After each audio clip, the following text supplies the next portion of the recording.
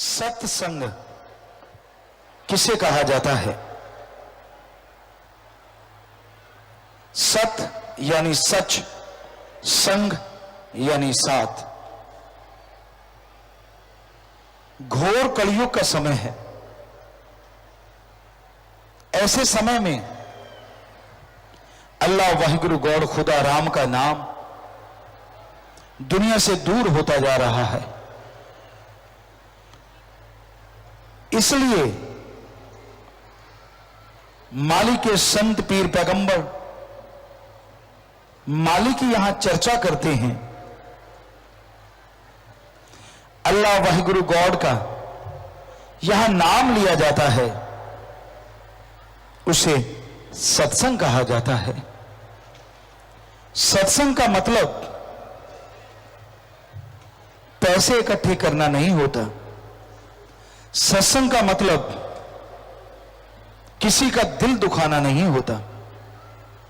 सत्संग यहां एक मालिक की चर्चा हो और उस मालिक को कैसे पाया जाए, उसका तरीका बताया जाए, उसी का नाम सत्संग होता है।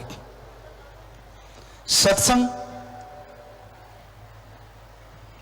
रीत बताता है और कुरीत से दूर करता है। सत्संग लगा के कोई पैसा इकट्ठा नहीं किया जाता, बल्कि सत्संग में सच्चा धन कौन सा है वो बताया जाता है। दुनिया में लोग पगला चुके हैं। पैसे के लिए ठगी मारते हैं, बेईमानी करते हैं, भ्रष्टाचार फैलाते हैं। अपना उल्लू सीधा करने के लिए लोग दूसरों को बुद्धू बनाते हैं, उनका इस्तेमाल करते हैं। इस पैसे के लिए ही भाई भाई को खत्म कर देता है, बाप बेटे में दुश्मनी हो जाती है, खून जहर बन जाता है। पर क्या यह पैसा सच्चा धन है? क्या इससे आत्मिक शांति खरीदी जा सकती है? क्या इससे सुप्रीम पावर गॉड को पाया जा सकता है? क्या आत्मिक शांति मिलती है इससे? जी नहीं।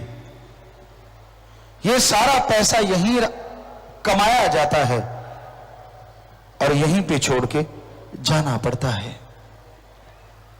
एक धन ऐसा धन है जो कभी खत्म नहीं होता, कभी बर्बाद नहीं होता, जिसे चोर उचक्का चुरा नहीं सकता, डाकू लूट नहीं सकता, कोई छीन नहीं सकता। और वो इस जहान में ही नहीं बल्कि अगले जहान में भी काम आता है। ऐसा धन एक ही धन है, वो है राम नाम का धन, अल्लाह की इबादत का धन, वाहिगुरु की याद का धन। तो राम नाम का धन, अल्लाह की इबादत का धन दोनों जहां में सदा रहता है। गुरु मुर्शिद पूर्ण जो होता है वो राम नाम का धन देता है, और ऐसा धन देता है जिसका आनंद ही आनंद, लज्जत ही लज्जत आप नहीं, आपका पूरा कुणवा उठा सकता है।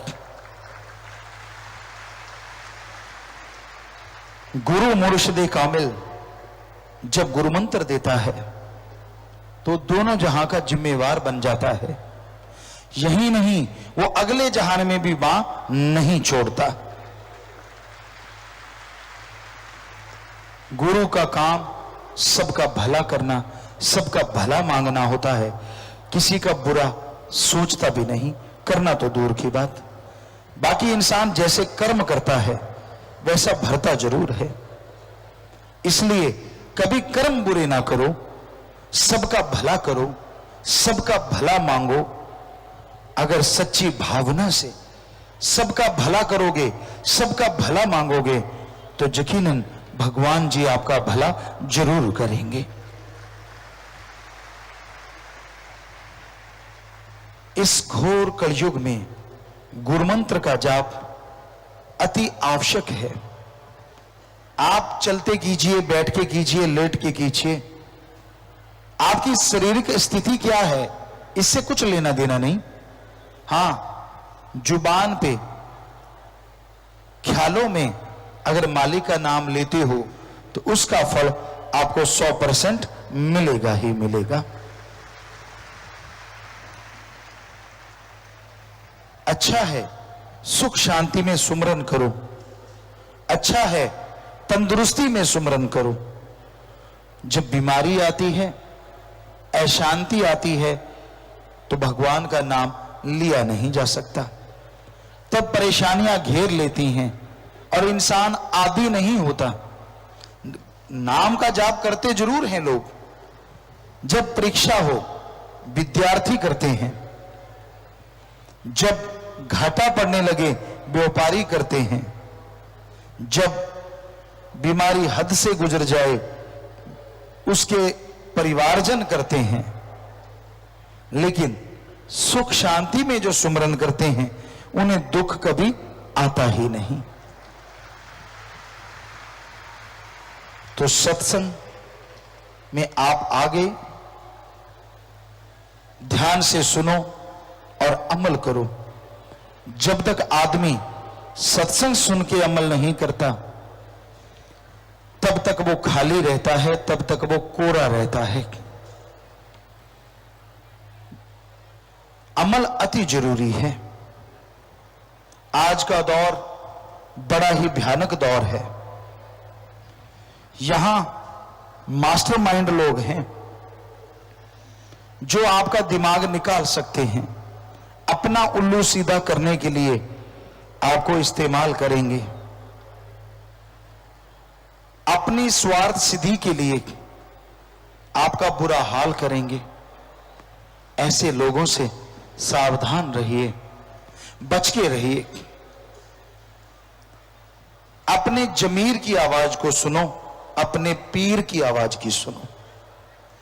दो ही तरीके हैं इस कलयुग में सुखी रहने के, या तो जमीर की आवाज जो पीर सुनाता है, या फिर पीर की आवाज जो अल्लाह वाहिगुरु सुनवाता है। गुरु फकीर हर किसी के फायदे के लिए मालिक से दुआ करता है और वचन करता है। वो अल्लाह, वो वाहिगुरु, वो राम, वो गॉड सबको शिक्षा देते हैं। जो उनकी शिक्षा ले लेते हैं वो जिंदगी में कभी दुखी नहीं होते, और जो उनकी शिक्षा सुन के मानते नहीं वो दुखी रहते हैं। माने की गति कहीं न जाए, ना माने पीछे पछताए। इसलिए भाई, आप गुरु मंत्र लेते हो, उसका जाप भी किया करो। पैदल जा रहे हो, चलते चलते जाप करो। आपके अंदर आत्मबल आएगा, आपके दिलो दिमाग में असीम शांति आएगी। इस तरह से लगेगा जैसे मारुथल में, रेगिस्तान में तपती हुई रेत पे पानी बरस गया हो। कितना आनंद आता है, कितनी लज्जत आती है, वो कहने सुनने से परे होता है। जो वहां के निवासी होते हैं उनसे पूछ के देखिए कि वहां जब बरसात आती है रिमझिम रिमझिम, उनके चेहरों पे कितनी खुशियां छा जाती हैं, सौंधी सौंधी खुशबू आती है। और वो खुशबू ये संदेश दे जाती है कि अब धन धान होगा। इसलिए वो सारे के सारे रेगिस्तान वासी खुशी से लवरेज हो जाते हैं, माला माल हो जाते हैं। जिस तरह रेगिस्तान तप रहा होता है, बालू रेत जल रही होती है, ठीक उसी तरह जलते बलते इंसान के ऊपर जब अल्लाह वाहिगुरु के प्यार मोहब्बत की बरसात होती है तो उससे भी अरबों गुना खुशियां उस इंसान को महसूस होती हैं, आनंद आता है, लज्जत आती है, खुशियां आती हैं। तो आप गुरुमंत्र ले चुके हो, दृढ़ यकीन रखो, अरे वो सब जानता है। बच्चा दूध के लिए रोता है तो मां तड़प जाती है। आप किसी चीज के लिए तड़पो, आपका बुरा हाल हो, गुरु भगवान को ना पता चले, ऐसा हो नहीं सकता।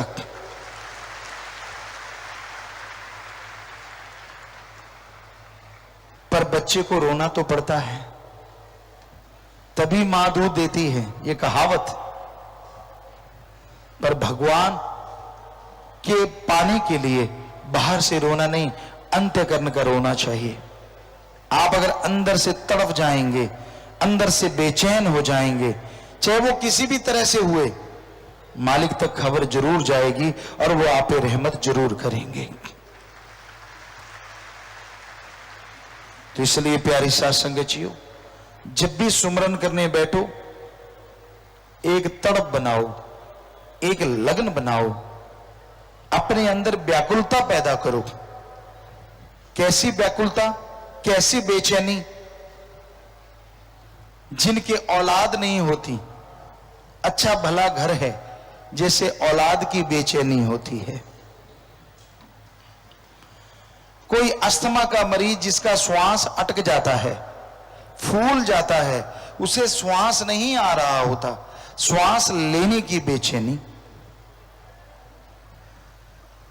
कहीं आप फंस गए और लगा कि मौत सामने खड़ी है, तो जिंदगी पाने की बेचैनी, जैसी वो बेचैनी होती है, वो रुपए में 100 पैसे है, ऐसी बेचैनी भगवान को पाने के लिए रुपए में 10 पैसे पैदा कर लो, वो आपके सामने आके खड़ा हो जाएगा। ऐसी व्याकुलता होनी चाहिए, तड़प होनी चाहिए, तभी वो भगवान के दर्शन होते हैं, तभी भगवान कृपा करते हैं। वो कृपा निधान है, दया के सागर हैं, रहमो करम के मालिक हैं। इसलिए सुमरन कीजिए, भक्ति इबादत कीजिए और उससे रहम दया की भीख मांगिए। अरे अगर भावना के सच्चे हो, सुख में सुमरन करते रहते हो, तो भीख मांगने की जरूरत नहीं पड़ेगी। बिन मांगे मोती मिले और मांगे मिले ना भीख। बिन मांगे झोलियां भर देगा, बिन मांगे लबालब कर देगा। वो ऐसा खसम प्यारा है, जो मांगोगे वो सब देगा, जो मांगोगे वो सब देगा। तो प्यारी साथ संगतियों, इस घोर कलयुग में जब भी आप सत्संग में आते हैं, सत्संग में आके बैठते हैं, आपका पल पल सेवा सुमरण में मंजूर हो जाता है। जब से आप बैठे हैं और जब तक आप बैठेंगे, नहीं, जब तक घर नहीं पहुंचते, मालिक से लगन लगाए लगाए सत्संगों से बढ़ के फल आपकी झोलियों में आता रहेगा। खुशियों से आप भरते जाएंगे और अंतःकरण में ऐसे नजारे आएंगे, ऐसी लज्जतें आएंगी जिसकी आपने कभी कल्पना नहीं की होगी।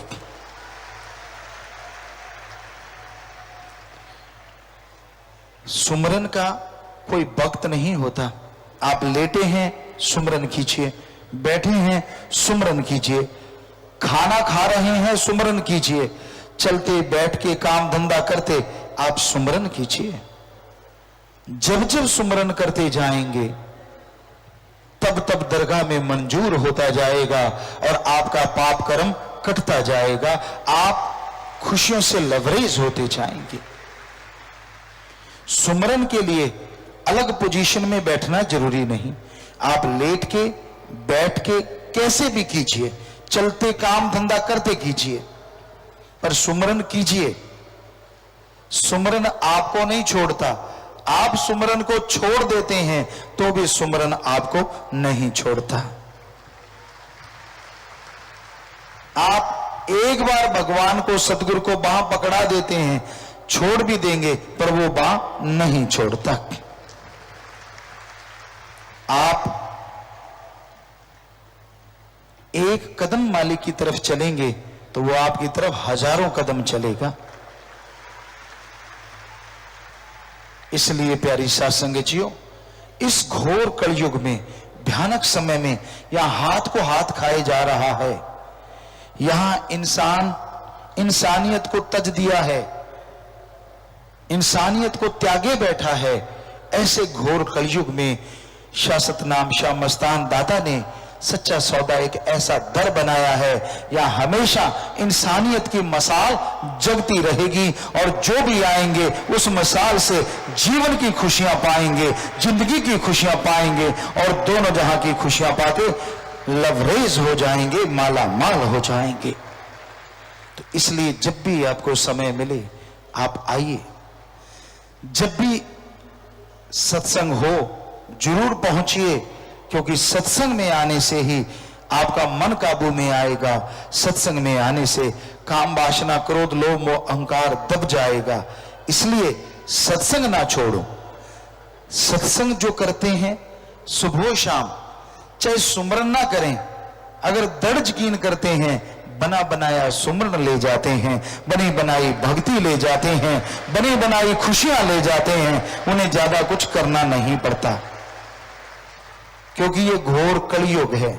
जैसे जैसे काल का जोर बढ़ रहा है, वैसे वैसे दयाल का रहमो करम अरबों गुना बढ़ता जा रहा है। बस वचनों पे पक्के रहिए, सत्संग में आइए से और बड़ा बनाया सब कुछ ले जाइए, करने की शायद जरूरत ना ही पड़ेगी।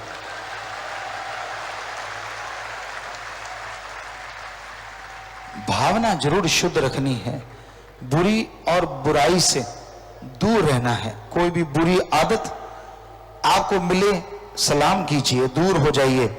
बुराई का संग सोहबत कभी ना कीजिए, सोहबत सत्संग का कीजिए, संग सत्संगी का कीजिए। जो मालिक की चर्चा करते हैं, जो मालिक के गुणगान गाते हैं, जो मालिक की भक्ति इबादत करते हैं।